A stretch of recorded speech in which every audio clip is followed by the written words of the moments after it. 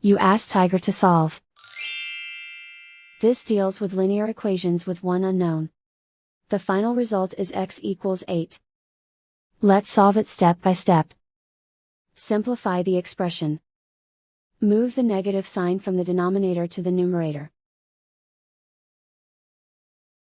Find the greatest common factor of the numerator and denominator. Factor out and cancel the greatest common factor. Move the negative sign from the denominator to the numerator. Swap sides.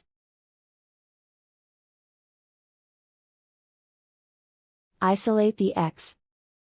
Multiply both sides by 4. Group like terms. Multiply the coefficients.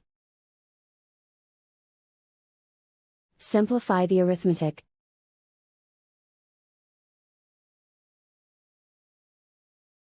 Convert the x into a positive number. Multiply both sides by -1. Remove the ones. Simplify the arithmetic.